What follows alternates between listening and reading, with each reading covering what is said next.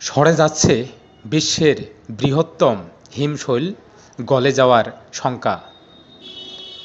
বছরের বেশিরভাগ সময় ঘূর্ণাবর্তে আটকে থাকা বিশ্বের সবচেয়ে বড় আইসবার্গ হিমশৈল নিজ অবস্থান থেকে সরে যাচ্ছে আবারও।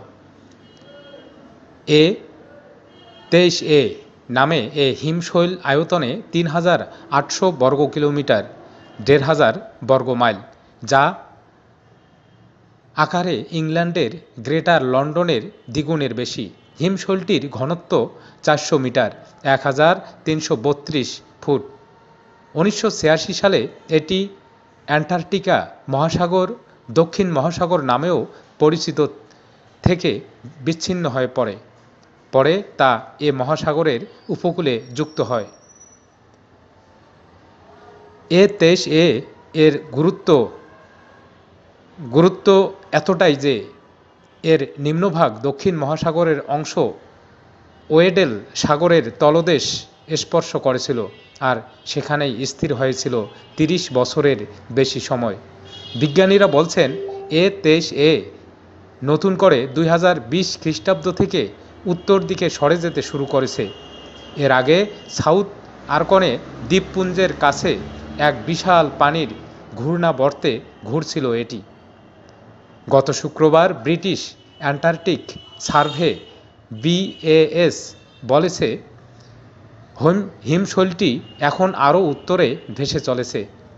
BAS-এর সমুদ্র বিজ্ঞানী অ্যান্ড্রু মেইজার্স বলেন, দীর্ঘদিন ধরে এক স্থানে আটকে থাকার পর এ-23A আবার সরে যাচ্ছে।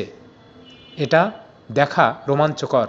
এর আগে অ্যান্টার্কটিকা মহাসাগর থেকে যেসব বড় হিমশৈল সরে গেছে, এ-23A সেই একই পথ অনুসরণ করে কিনা আমরা তা দেখতে উৎসুক। বিজ্ঞানীরা বলছেন, তারা ধারণা করছেন এ-23A শেষমেশ অ্যান্টার্কটিকা মহাসাগর থেকে সরে আটলান্টিক মহাসাগরে যাবে। সেখানে এটিকে উষ্ণ পানির মোকাবেলা করতে হবে। এক পর্যায়ে তা ভেঙে টুকরো টুকরো হয়ে গেলে গলে যাবে। অ্যান্ড্রু মেইজার্স সহ ওই প্রতিষ্ঠানের বিজ্ঞানীরা এখন স্থানীয় প্রতিবেশের উপর হিমশৈলগুলো সরে যাওয়ার প্রভাব পরীক্ষা করে দেখছেন। ১ বছর আগেই RS স্যার ডেভিড অ্যাটেনট বড় জাহাজের আরোহী গবেষকরা এ-23A এর চারপাশের পানি থেকে তথ্য উপাত্ত সংগ্রহ করেছেন।